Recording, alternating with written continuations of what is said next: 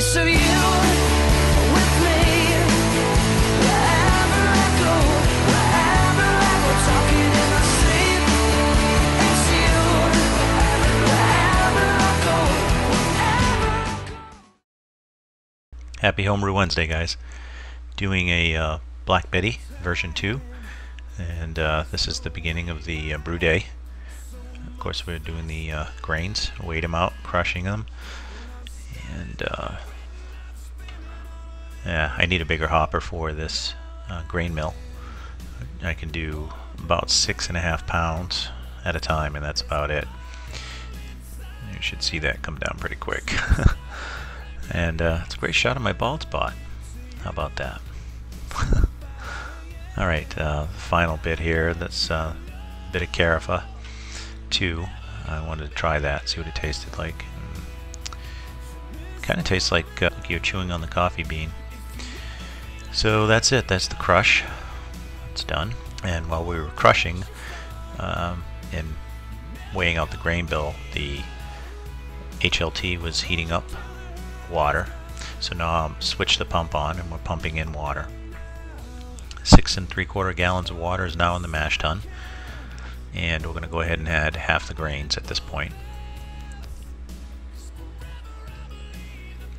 I usually do half the grains and stir them up.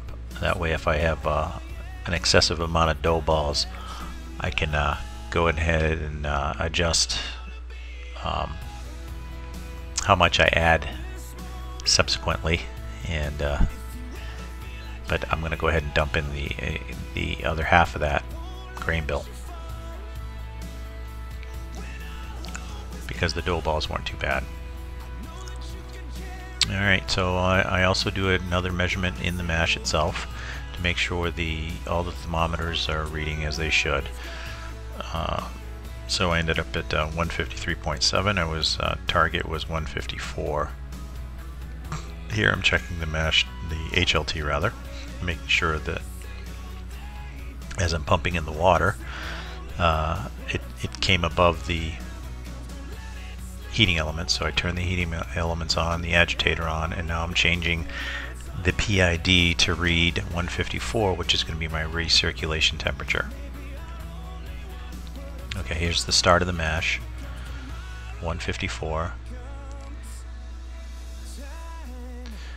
Okay, now I'm also going to double check the HLT to make sure that thermocouple is reading 154 before I turn on the recirculation. Otherwise my mash temperature will jump up or down depending on if that temperature in the HLT is off. So it was on, so I switched the pump on and realized I didn't flip the valves, so I'm going to go ahead and do that now.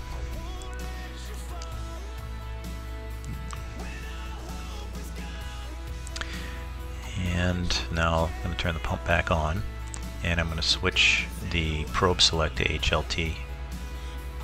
I'm sorry, to mash. Here I'm adjusting the flow of the recirculation so I don't suck the mash down. So I throttle it back a little bit as the pump is running, and you can see it coming out here. A little bit of steam, but you can see that we had good flow coming through there.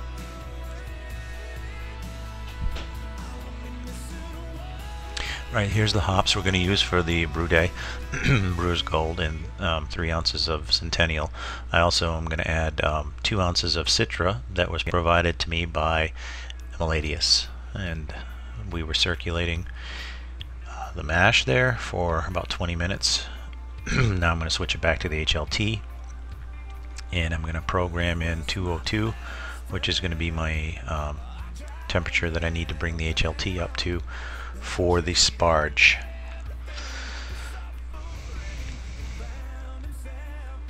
Alright, so I'm going to put in some Jimson. I always put it in the boil kettle before the first runnings so I don't forget, and now first runnings are going, so I had a little time to study.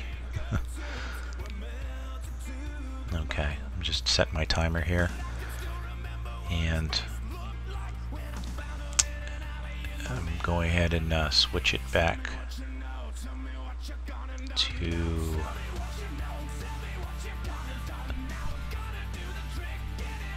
Yeah, that's first runnings.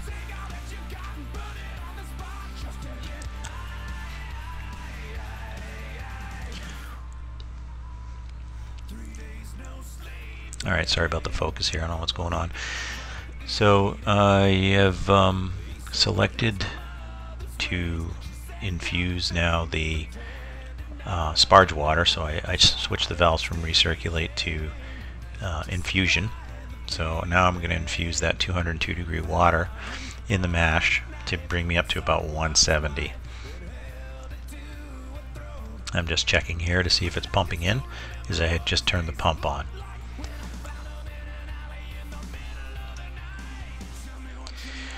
So it was pumping fine, so I'll close the lid back up. I'm going to let it fill.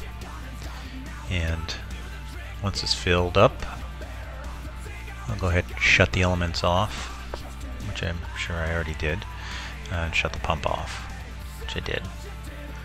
So now I'm going to switch the valves to recirculate, because I stirred the mash up again once I infused. So now I'm going to recirculate, or it'd be the same as Vorlaughing for most. Alright, so that's done now. Now I'm going to switch it back to the runoff. So I'm running off the sparge at this point. And I switched the bottom valves so that I could also fly sparge at the same time. And that's what I'm doing here. I'm fly sparging in about another 2 gallons on top of the mash as it's sparging out. Sorry about the fog. So I got a little leak there on the kettle. I'm gonna have to replace that fitting. And there it is. I've got almost 10 gallons there because it's a 75-minute boil. And as it was running the sparge off, I started the flame on the propane, so to try to save some time. And that was my final runnings. So I'm going to take that gravity read in a minute once it cools down. So I'm just disconnecting all the hoses now while the boil kettle's coming up. So there's no point in wasting any time. Start cleaning up. It's the best thing to do. Don't let all your work pile up on you. So next I'm going to take the mash tun out, and before that I'm going to go ahead and do my final gravity on the sparge to see if there was any usable wort left over, just for my own curiosity. And it turns out that there was quite a bit left. This reading was, I think it was 1024, and you can get as low as 1.010 without pulling tannins. So I'm sitting a little over 1.24. So I had plenty of efficiency there. So there's Brewer's Gold going in at 60 minutes. I've already been in a boil for 15 minutes now. As I said, it was a 75-minute boil. The mash tun, as you see, is no longer in the picture because it's in the driveway. It's all clean. I've been cleaning it in between. So Brewer's Gold goes in. It smells wonderful. I love Brewer's Gold, which is why I'm growing it in the backyard. Alright, mash tun is clean. Probably 50 minutes into the boil at this point. I'm sorry, 20 minutes into the boil at this point.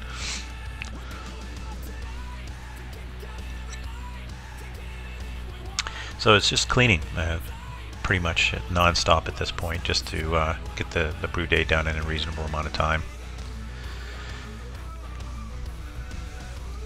And I think now my final gravity has cooled off, final gravity runnings, which I did just before the boil. I set it in a little tin there and let it cool off. So now I'm going to check my final gravity.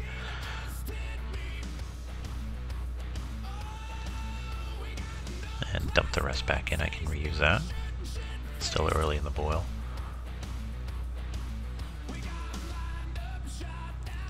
And my pre-boil gravity was 1050.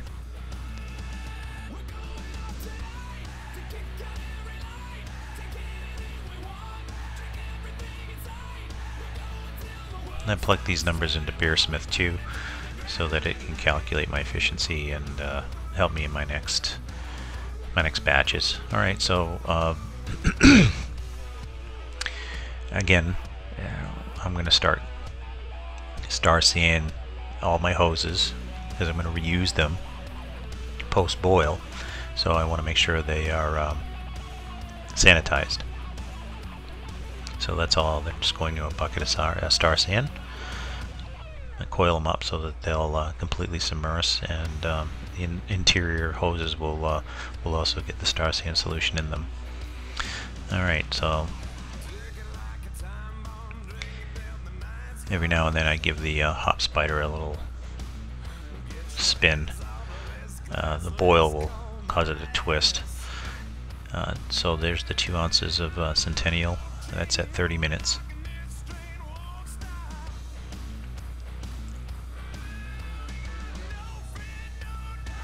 So at this point I have 30 minutes left in the boil.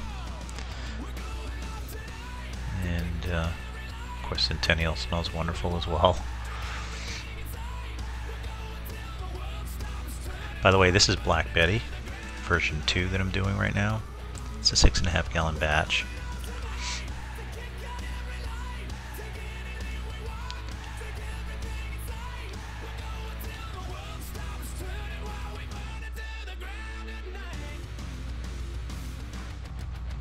You can smell it right away too as soon as you drop them in there. Again, I agitate it and you know, get the hot wort in the hop spider, and hop spider works real well. And here we go, showing you. There's a Citra. That's the Emulatius. Thank you. I'm going using your Citra. 2 ounces. 5 minutes left of the boil. At 10 minutes I dropped in the Irish Moss. Although it's a dark beer, it really doesn't matter, but why not? So that I didn't show that. Yeah, so Citra smells really good. It's one of my favorites. Simcoe, Citra, Amarillo. Those are like my brewer's goal. They're like my top 3, 4. So these are whole hop cones that Emulatius sent me, so it took a little bit for them to get plump again, but they did, and they filled that bag up nicely. And we are about 10 minutes left, 5 minutes left. Yeah, so therefore I am getting the carboy ready at this point. And just take a little bit of this star sand solution and mix it in with a higher concentration of star sand for the carboy. Give it a good shake. Yeah, I didn't show it, but there's a piece of tin foil over the top of that carboy. Alright, here's our flame out addition. It's 1 ounce of Centennial.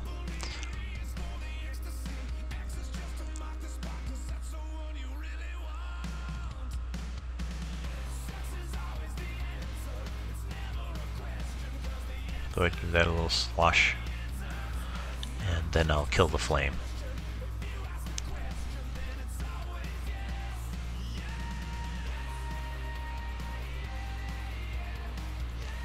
Good. 75-minute boil. Done. Alright, so the hop spider is pretty plump and full of hop goodness. So I'm going to kind of start the Whirlpool with the hop bag, but then I drop it in here. I usually bring a colander down, but yeah, I was too lazy, so I just used this. Kept dumping it back in. Yeah, that look was, geez, you should have went up and got the colander. But anyway. There was plenty of wort. I actually had left a gallon behind in the boil kettle.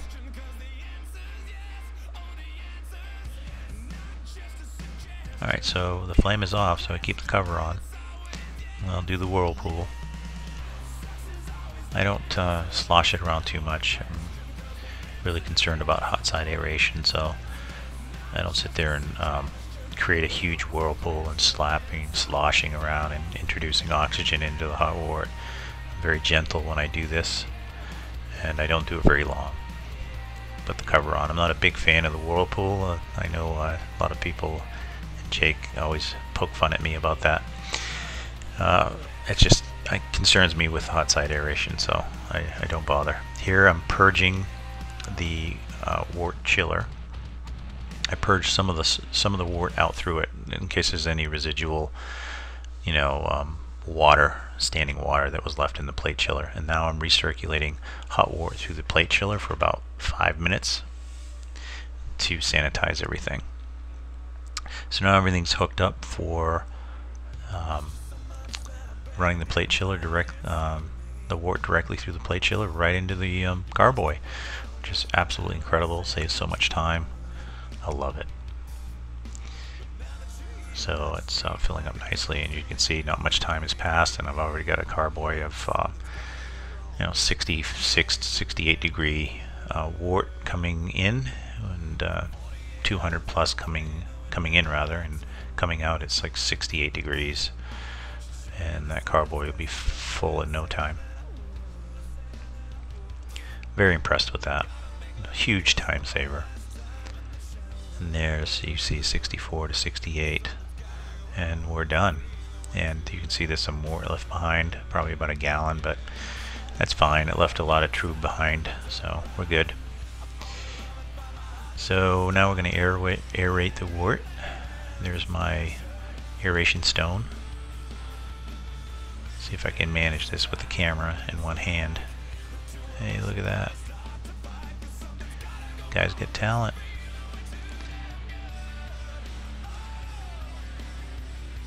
Alright, so we plug it into the aquarium pump and let that aerate while I continue to clean. So the cleaning process, seen it before, that's done aerating. So the cleaning process is I plumb everything in reverse, and I fill up the HLT, and I put PBW in there, and it's showing you the flow here. It's going through the pump, out the pump, into the plate chiller in reverse, out through the plate chiller, into the HLT coil, through the coil, out of the coil, and my discharge hose, which is out across the driveway. And then I run that for about 10-15 minutes, and clears the system. Okay, here's my final gravity.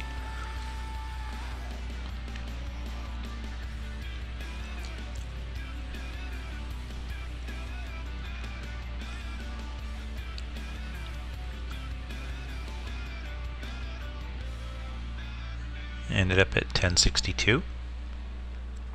I could have boiled for, I should have boiled for 90 minutes. I could have used more of that wort and got a higher concentration, but the recipe I had was 75 minutes, so I stuck with it.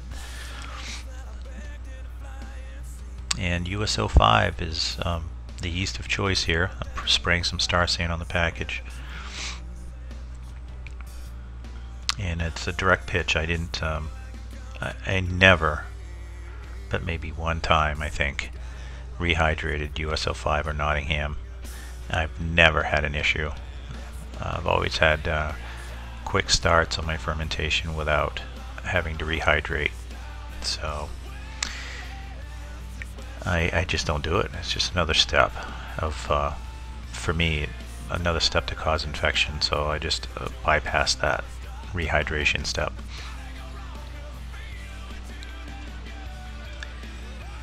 And that is it, guys.